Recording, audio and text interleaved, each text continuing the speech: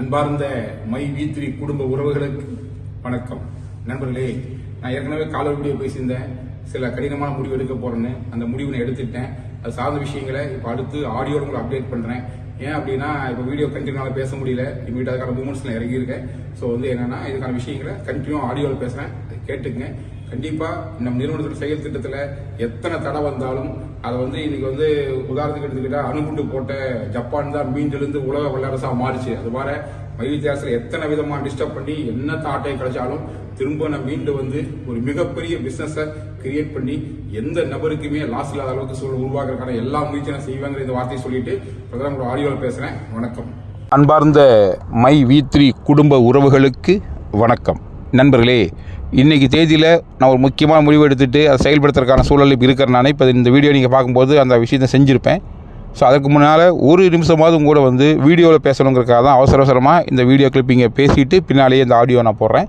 So கொஞ்சம் கிளாரிட்டிலாம் பொறுத்துக்குங்க. உங்களோட பேச வேண்டிய விஷயங்கள் நிறையா இருக்குது. அதில் சில விஷயங்கள் நான் பதிவு பண்ணிவிட்டு அடுத்த கட்ட மூமெண்ட்டுக்கு நான் போகிறேன். என்ன அப்படின்னா, நம்ம கம்பெனி வாழ வைத்து வாழ் அப்படிங்கிற ஒரு தாரக மந்திரத்தை கையில் எடுத்துக்கிட்டு எந்த நபருமே நஷ்டப்படக்கூடாது, கஷ்டப்படக்கூடாது சொல்லி ஒரு பிளானை வடிவமைச்சு ஒரு ஓஎம்ங்கிற ஒரு ஃப்ரீ ஐடி கொடுத்து அதில் யாருக்கு விருப்பம் இருக்குதோ விருப்பப்பட்டால் ஒரு பர்ச்சேஸ் பேரில் பிஎம் ஆகிறதும், பிஎம்மான ஒருத்தர் அவர் விருப்பப்பட்டால் பர்ச்சேஸ் பேரில் சில்வரோ கோல்டோ டைமண்டோ க்ரௌனோ ஆகிறதுங்கிறது நம்முடைய திட்டத்தினுடைய அடிப்படை.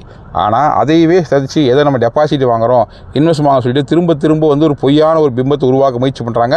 அப்படி எங்கேயுமே நம்ம வாங்கலைங்கிறத ஓஎம்மில் ஒரு உள்ளே வரும்போதே டே ஒன்லேயே என்னோடய வீடியோவில் சொல்லியிருக்கேன், பல முறை வீடியோவில் பேசியிருக்கோம். பட் இருந்தாலும் அதையெல்லாம் மறைச்சி ஒரு தவறான புகாரை திரும்ப கொடுத்து அதை ஒரு பெரிய ஒரு பிம்பமாக கட்டமைச்சு அதை நிறுவனத்துக்கு எதிராக மாற்றுறதுக்கு முயற்சி நடந்துட்டு இருக்குது. அது கிட்டத்தட்ட வேறு லெவலில் கொண்டு நிறுத்தியிருக்காங்க. இது எல்லாத்தையுமே நான் கடந்த ஒரு வருஷமாக பல அலுவலகங்களுக்கு போய் எல்லா விளக்கத்தை கொடுத்துட்டு தான் வந்திருக்கேன். பட் இப்போ உச்சகட்டமாக என்னென்னா, அடுத்தடுத்து வழக்குகள் திரும்ப பதிவாகி வெவ்வேறு காரணங்களுக்காக வழக்குகளை போட்டு ஒரு மாதிரி நெருக்கடி தொடர்ந்து கொடுத்துட்டு இருக்கும்போது இதற்கப்புறமா நம்ம ஓடி ஒளிஞ்சு இந்த விஷயத்தை தள்ளி போட்டே போனோம்னா ஒரு மிகப்பெரிய சிக்கலில் நம்ம நிறுவனம் போய் மாட்டிக்கும். அப்படிங்கிறனால தான் இப்போ என்ன முடிவு எடுத்துக்கிறேன்னா, நேரடியாக நானே இந்த விஷயத்தில் களமிறங்கி எந்த ஒரு புகார் மாதிரி இருக்குதோ அதுக்கு எதிராக என்னெல்லாம் திட்டங்களை வகுத்து நமக்கு எதிராக செயல்பட்டுக்கிறாங்களோ அது எல்லாத்தையும் முறியடிக்கிறதுக்காக எந்த அலுவலகர் நம்ம விசாரிக்க நினைக்கிறாங்களோ அவங்ககிட்ட போய் நேராக சரணடைஞ்சு உங்களுக்கு என்ன வேணுமோ கேளுங்க, நீங்கள் என்னை தேடியெல்லாம் வர வேண்டாம், உங்களுக்கு எந்த சிரமத்தை கொடுக்க விரும்பலை, என் மேலே கேஸை போட்டிங்க, நான் அதுக்கு முன்ஜாமீன் கேட்டேன், முன்ஜாமீன் எனக்கு மறுக்கப்பட்டுச்சு, இதுக்கப்புறம் நான் ஓடி தயாராகல, நேராக வழக்கை சந்தித்து உங்களுக்கு அத்தனை விளக்கத்தை கொடுக்க தயார்னு சொல்லிட்டு தான் இன்றைக்கி நேரடியாக நான் சரண்டராக வந்துட்டேன். ஏன்னா நிறுவனத்தை முறைப்படி நடத்தணும், நிறுவனம் சரியாக தான் இருக்குன்னு சொல்லி இன்றைக்கி அரசுக்கும் நீதிமன்றங்களுக்கும் நம்முடைய தரப்பு விளக்கத்தை சொல்லணும்னா ஓடி ஒளிஞ்சு அதை சொல்ல முடியாது, நேரில் தான் சொல்லணும். அப்படிங்கிறதுக்காக தான் துணிஞ்சு இன்றைக்கி நேரடியாக நான் சரண்டர் ஆகி எல்லா விளக்கத்தரக்கு வந்திருக்கேன். ஸோ இந்த முடிவு கொஞ்சம் கடினமான முடிவாக இருந்தாலும் இதுதான் சரியான முடிவு எனக்கு மனசுக்கு பட்டுச்சு. ஸோ நிறுவனத்தின் உண்மைத்தன்மை புரிவிக்கிறதுக்காக நம்ம ஓடி ஒளிகிறது தீர்வு கிடையாது, நேராக ஃபேஸ் பண்ணணும்னு சொல்லிட்டு தான் இப்போ நான் நேராக சரண்டர் ஆகிட்டேன். மேபி இந்த வீடியோ நீங்கள் எல்லாம் பார்க்கும்போது நான் அரெஸ்ட் கூட ஆகிருப்பேன். ஸோ என்னவா இருந்தாலும் சரி, இந்த விஷயத்தை ஓரிரு மாதங்களில் எல்லா கேள்விகளுக்கும் நான் தெளிவாக பதில் சொல்லி, அனைத்து விதமான சட்ட கேள்விகளுக்கும் சட்டப்படி பதில் சொல்லி நம்முடைய தன்மையை புரிய வச்சு நாம் தெளிவாக தான் இருக்கிறங்கிறத கடந்த ஒரு வருடமாக எல்லா பக்கம் நான் விளக்கம் கொடுத்துருக்கேன். மீண்டும் அந்த விளக்கத்தை வெளியிருந்து கொடுத்த விளக்கத்தை உள்ளிருந்து கொடுத்து ஒரு முடிவுக்கு கொண்டு திரும்ப தெளிவாக எந்த தடையும் இல்லாமல் யாருடைய தொந்தரவும் இல்லாமல் இந்த பிஸ்னஸை மிகச்சிறப்பாக இவ்வளவு லட்சம் மக்களை கொண்ட நிறுவனமாக நம்ம இருக்கும் பொழுது மிகச்சிறந்த முறையில் அதை ரீஸ்ட்ரக்சர் பண்ணி, இன்னும் சொல்லப்போனால் இன்றைக்கி ஹிரோஷிமா நாகசாகி சொல்கிற 2 நகரங்கள் இரண்டாம் உலகப் போரில் குண்டு வீசி அழிக்கப்பட்டுச்சு. ஆனால் அந்த சம்பவம் நடந்ததுக்கப்புறம் தான் அங்கே இருக்கிற மக்கள் ஒன்று கூடி அதை ஒரு பெரிய சேலஞ்சை எடுத்துக்கிட்டு இன்றைக்கி உலகத்திலேயே மிகச்சிறந்த ஒரு நாடாக பொருளாதார வல்லரசாக ஜப்பான் மாறி இருக்குன்னா அந்த ஒரு டிசாஸ்டர், ஒரு பேரழிவு தான் காரணமாக இருந்திருக்குது. ஸோ மை V3 கெடுக்கிறதுக்கு எத்தனையோ திட்டங்களை யாரோட வகுத்து என்ன பண்ணாலும் இது எல்லாத்தையுமே சேலஞ்சை எடுத்துக்கிட்டு இந்த குறிப்பிட்ட காலகட்டத்துக்குள்ளே இது பிரச்சனைகள்லாம் சால்வ் பண்ணி நான் வெளியில் முன்னை விட வேகமாக ஒரு இழுத்து விட்ட ஒரு பந்து போல் அல்லது ஒரு அம்பு போல் எந்த அளவுக்கு ஃபோர்ஸாக போய் நம்ம பிஸ்னஸை சக்ஸஸ் பண்ண முடியுமோ அதுக்கு நான் எல்லா விதத்துலையும் யோசிச்சுட்டு வெளியே எல்லா விஷயத்தையுமே முன்னை விட சிறப்பாக செய்கிறதுக்கு தயாராகிறேன். இதில் என்னென்னா, கடந்த காலங்களில் எங்கூட தோளோடு தோள் நின்று செயல்பட்டு கொண்டிருக்கின்ற என்னுடைய டைரக்டர்ஸ், இன்றைக்கி வந்து சீனியர் டைரக்டர்லாம் பார்த்திங்க அப்படின்னா எல்லா கம்பெனியும் இல்லாத சிறப்பு நம்மகிட்ட ஆண்கள் பெண்கள் இணையாக வச்சு அவங்க எல்லாத்தையுமே உள்ளே வந்து நான் சீனுக்குள்ளே கொண்டு வந்து எல்லாத்துக்கும் ஒரு பங்கு ரோல் கொடுத்து இன்றைக்கி எல்லாம் சிறப்பாக செஞ்சுட்டு இருந்தாங்க.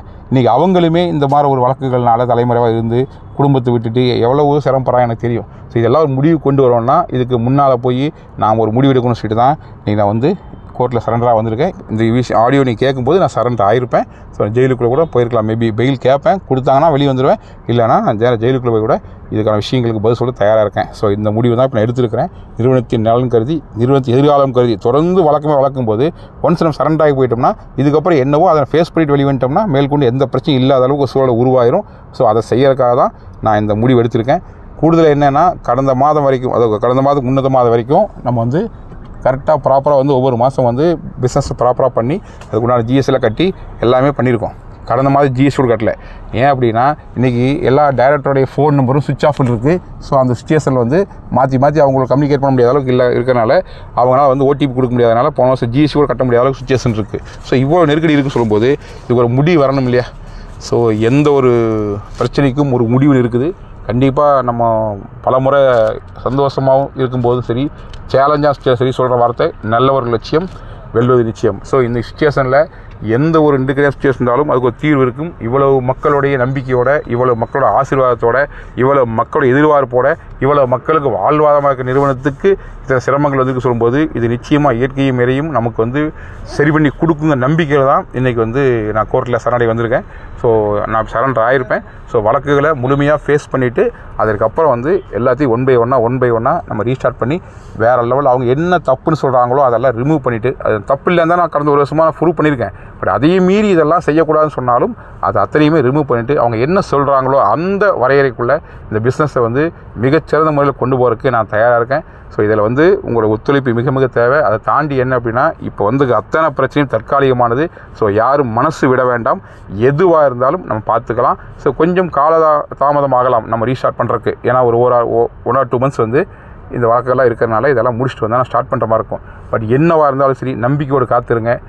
எந்த விதத்துலையும் மனசும் தளர வேண்டாம். ஏன்னா நான் ஒரு முடிவோடு தான் வந்திருக்கேன். நான் மக்களுக்காக தான் நம்ம நிறுவனம் நடத்தியிருக்கோம். ஸோ மக்களுக்கு என்னவோ அதை முன்னால் செய்ய நம்ம தயாராகிறோம்.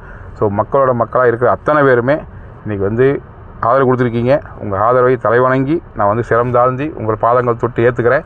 ஸோ இந்த விஷயத்தை மிகச்சிறப்பாக கையாண்டு வேறு லெவலில் கம்பேக் கொடுத்து நம்ம என்ன நினைக்கிறோமோ அதை கண்டிப்பாக சாதிச்சு காமிப்போம். அதை தாண்டி இது வரைக்கும் என்னோடய தோளோடு leaders, authority board members, zonal directors, இப்படி பலவிதமான அடுக்கில் இருக்கக்கூடிய என்னுடைய நிர்வாக கூட்டம் மிகச்சிறந்த முறை சப்போர்ட் பண்ணியிருக்குது. இந்த நெருக்கடி நிலைமையிலுமே கடைசி வரைக்கும் கூட நின்று அவங்களுடைய உணர்வு வெளிப்படுத்தியிருக்கீங்க.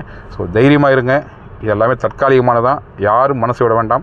எதுவாக இருந்தாலும் திரும்ப வந்து முன்னை விட மிகச்சிறப்பாக வேறு லெவலில் செய்ய முடியுங்க நம்பிக்கையோடு தான் இந்த முடிவு எடுத்திருக்கேன். ஸோ அந்த நம்பிக்கை நிச்சயம் நிறைவேறும் அப்படின்னு சொல்கிறேன். தைரியமாக இருங்க. நல்ல ஒரு லட்சியம், வெல்லும் நிச்சயம். விரைவில் மீண்டு வருவேன். அனைத்தையும் செய்து நம்ம நினச்ச விஷயத்தை சாதித்து காட்டுவேன். காத்திருங்கள். நம்பிக்கையோடு எனக்காக ப்ரே பண்ணிக்கங்க. நன்றி, வணக்கம்.